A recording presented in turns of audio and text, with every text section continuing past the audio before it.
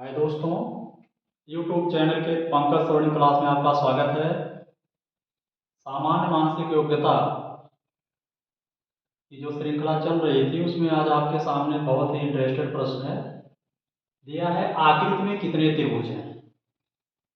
आपसे अक्सर एग्जाम में यही पूछता है, विभिन्न प्रकार के पॉइंट बना करके आपसे उसमें त्रिभुजों की संख्या पूछता है। तो सामान्य रूप में हम करते क्या, जैसे दिया है त्रिभुज ए बी सी दिया है, उसके बाद इस तरह से ऐसे इसकी बनावट है जैसा कि आप देख रहे हैं। और यहाँ सुविधा के लिए हम पहले से ही चिन्हित कर दिए हैं।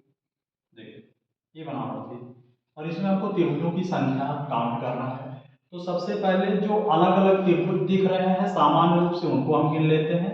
जैसे कि 1 2 3 4 5 6, यहाँ देखेंगे नंबरिंग कर दिया। और एक बड़ा वाला मान लीजिए इसका नाम ए बी सी है, ये हो गया 7। तो 7 त्रिभुज तो इस तरह से हो गए। उसके बाद दो दो आपस में मिलते भी जाएंगे, जैसा कि आप 1 2 को मिला देंगे तो एक त्रिभुज यहाँ हो जाएगा। फिर 3 4 को मिला देंगे, नीचे वाला एक त्रिभुज यहाँ हो गया। तो 7 8 9 हो गया। उसके बाद इधर से मिला दीजिए, इधर वाला 9 10 11 हो गया। तो देखते जाइए, हम लिख भी चुके हैं। 2 4 1 3 को मिला देंगे।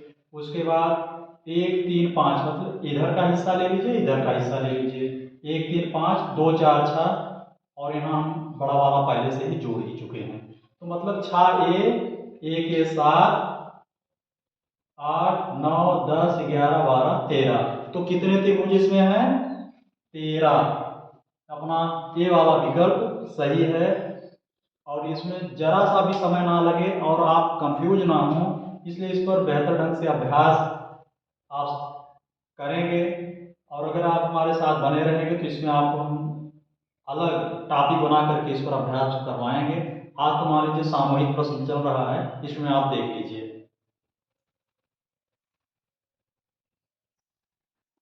देखेंगे दिया है 20 छात्रों की एक कक्षा में मोहन का स्थान 13वां है, नीचे से उसका स्थान क्या है।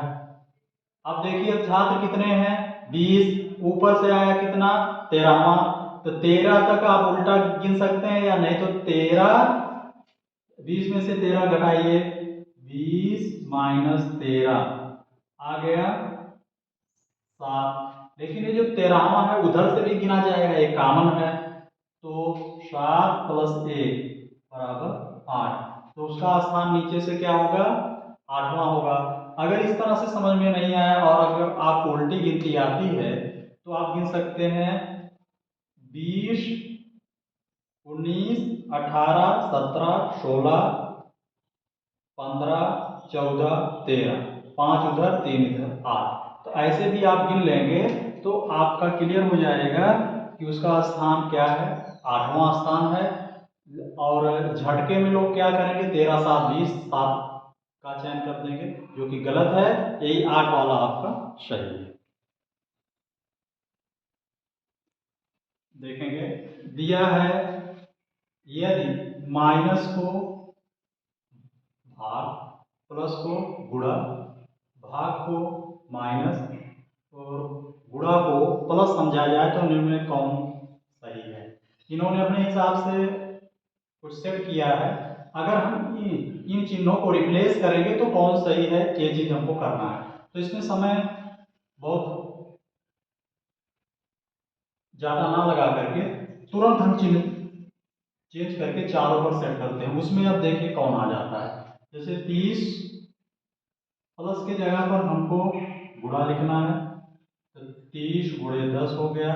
माइनस के जगह पर हमको भाग लिखना है, 12 हो गया। भाग की जगह पर माइनस लिखना है, 8 हो गया। और गुणा की जगह पर हमको धन लिखना है। तो क्या इसको हल करने पर देखिए 46 आएगा। अब पहले आप भाग जो लगा लीजिए। तो भाग करेंगे तो 30 10 भागे 12 गुणे 10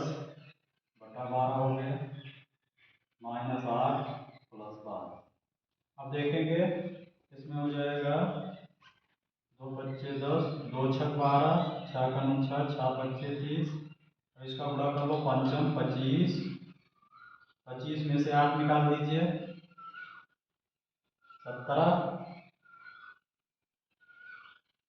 17 में 12 जोड़ दीजिए 7 2 9, 1 1 2, 29 आया। इसका मतलब पहला ऑप्शन संभव नहीं है। दूसरे पर चेक करते हैं। यह है 30, 10, 12, 8, 12। संकेत चेंज कर लीजिए। जहां आपको गुणा दिखा, गुणा की जगह पर हमने तुरंत धन लगाया। जहां हमको ऋण दिखा, ऋण की जगह पर तुरंत भाग है। और जहां गुणा है, गुणा की जगह पर धन है। और फिर जहां धन है, धन की जगह पर गुणा है। चेक करते हैं। देखिए 30 धन 10/12 हो गया, धन 8 गुणे 12 हो गया। अब देखिएगा 2 बच्चे 10, 2 छक 12 हो गया, 5/6 तो 30 धन 5 में 6 से भाग करेंगे तो 0.69 6 48 ऐसा करके आएगा। प्लस गुणा करेंगे 12 98, हल करेंगे इनको 96 30 ये सब जोड़ेंगे तब भी 48 आने वाला नहीं है, मतलब ये भी गलत हुआ। उसके बाद सी वाले ऑप्शन पर चलते हैं। दिया है 30, 10, 12, 8, 12। चिन्ह देखिए, जहां भाग है भाग की जगह पर हमने तुरंत माइनस लगाया, गुणा की जगह पर हमने प्लस लगा दिया, और प्लस की जगह पर हमने गुणा लगाया, और माइनस की जगह पर हमने भाग लगाया। देखिए चेंज करते हैं। अब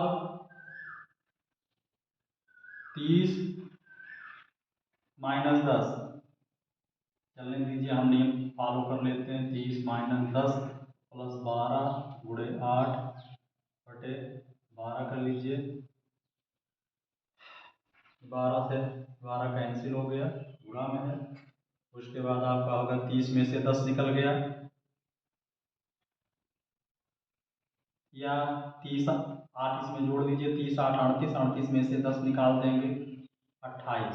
क्या रहा है 28, लेकिन इसमें आया है 44।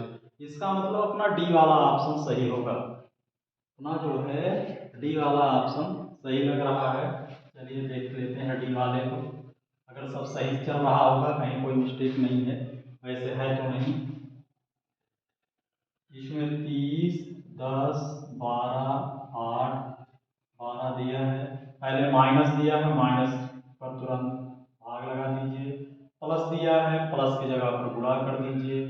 भाग दिया है, भाग की जगह पर माइनस करिए। गुणा दिया है, गुणा की जगह पर प्लस करिए। अब देखिए भाग करेंगे 10 तियां 30, 3 गुणे 12 हो गया, माइनस 8 प्लस 12, 12 तियां 36 हो गया। 36 माइनस 8 प्लस 12 हो गया। 36 में से 8 आप निकालेंगे, 36 में से 8 निकाल देंगे, हो जाएगा 28, और 28 में 12 जोड़ देंगे तो आ जाएगा 40। इस हिसाब से 40 आया, और इसमें भी 40 है, तो इसका मतलब अपना डी वाला ऑप्शन सही है। कभी कभी देखिए हम पहले से चले थे तो हमको लास्ट वाला मिला, टाइम ज़्यादा लगा, और कभी कभी क्या होता है जैसे ही हम चलते हैं तुरंत ही हमको उत्तर मिल जाता है। तो इन प्रश्नों में क्या होता है, समय हम बचाते हैं, पहले से समय बचा के ले आकर के इन सब प्रश्नों में डाल देते हैं। तो कुछ नहीं, बहुत ही सावधानी से कायदे से संकेतों को आप रिप्लेस करेंगे, आराम से हो जाएगा।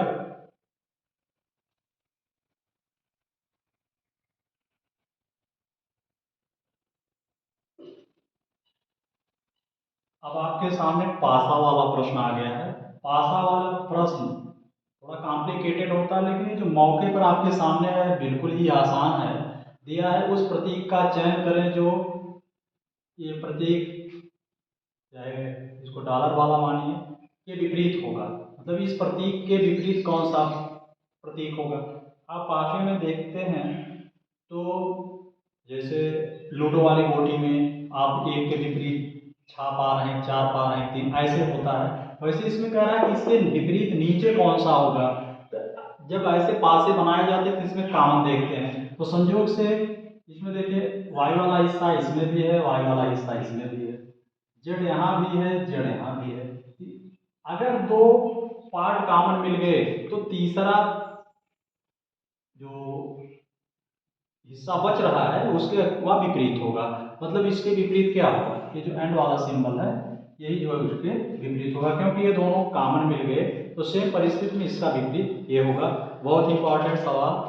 और बाकी इस पर जो और उलझे हुए सवाल होंगे वो हम अलग से टॉपिक बना करके पासा वाला उस पर हम चर्चा करेंगे। लेकिन अभी व्यवहारिक रूप में इसको आप देख करके इस ट्रिक को अप्लाई कर लीजिएगा कि अगर कॉमन है तो जो जिसके विपरीत है, मतलब जो बच रहा है वही उसका विपरीत है।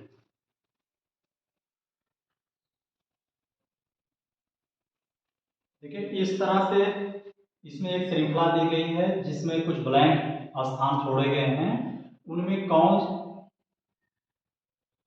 ये अल्फाबेट यहाँ दिया गया है, किसको हम भर करके इस श्रृंखला को पूरा करेंगे। तो एक बार आप सामूहिक रूप से निगाह डालेंगे तो ये निगाह ये बताती है कि क्यू के बाद डबल आर आएगा। मतलब क्यू जहां भी है उसके बाद डबल आर रहेगा। और ये यहाँ बताता है कि क्यू के पहले पी रहेगा। तो अगर क्यू के बाद जगह खाली है तो हमको डबल आर बनाना है, अगर क्यू के पहले जगह खाली है तो वहां हमको पी भरना है। तो पहले कंडीशन में देखिए क्यू के बाद एक जगह खाली है और एक आर लिखा, इसका मतलब यहाँ आपको आर इसमें भरना है। अब डबल आर का सिस्टम हो गया। क्यू के पहले जगह खाली है, इसका मतलब क्यू के पहले पी होता था, यहाँ हमने पी रख दिया। फिर क्यू के बाद जगह खाली, यहाँ आर रखेंगे, डबल आर हो गया। फिर क्यू के पहले जगह खाली है, यहाँ हमने पी भर दिया। तो इस तरह से अगर हम इसमें भर देंगे पी क्यू आर, फिर डबल आर, फिर पी क्यू डबल आर, फिर पी क्यू डबल आर, ऐसी श्रृंखलाएं आगे आगे बढ़ती रहेगी। तो इस तरह से भरने के बाद हमको विकल्प के रूप में आर पी मतलब मिल गया बी वाला अपना ऑप्शन सही है। तो ये वाला जो प्रश्न होता है यहाँ से मान लीजिए सीमित है, लेकिन अन्य एग्जाम में थोड़ा सा इस श्रृंखला को बड़ा कर देता है और उस पर फोकस करना पड़ता है। बिल्कुल ही आसान होता है, केवल थोड़ा सा ये ध्यान देना होता है कि किसके बाद क्या पढ़ रहा है और उनका अनुक्रम क्या है और सीक्वेंस क्या है, इसी चीज को इसमें ध्यान रखना पड़ता है।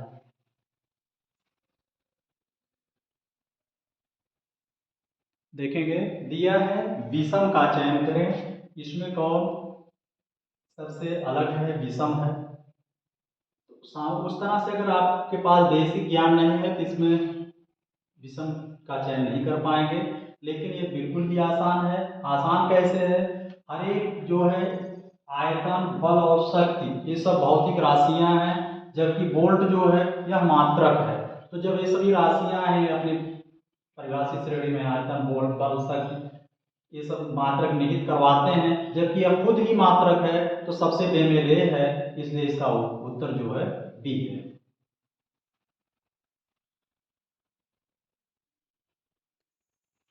देखिए इसमें दिया गया है श्रृंखला को पूरा करें।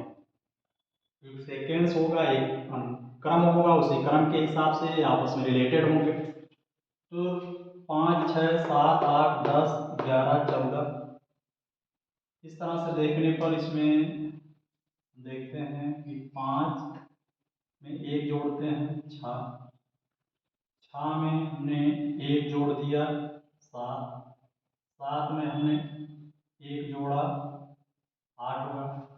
फिर 8 में हमने दो जोड़ा 10, 10 में हमने एक जोड़ा 11, इस 11 में तीन जोड़ा 14, 14 में हम अब देखें एक अंतरम बन गया।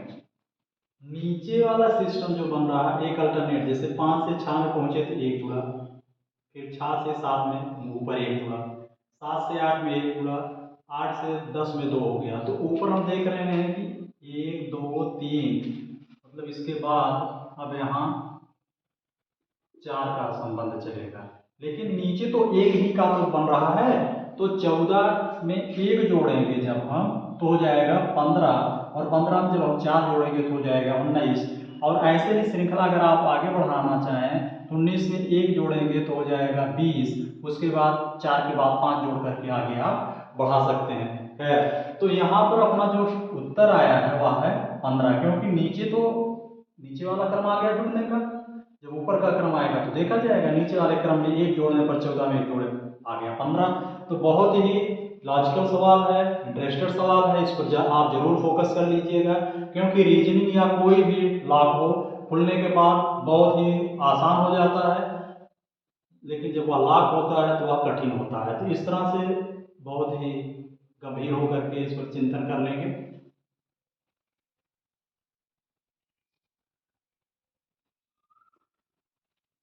तो ये जो श्रृंखला चल रही है ये आपको कैसी लगी, कमेंट बॉक्स में कमेंट जरूर करें।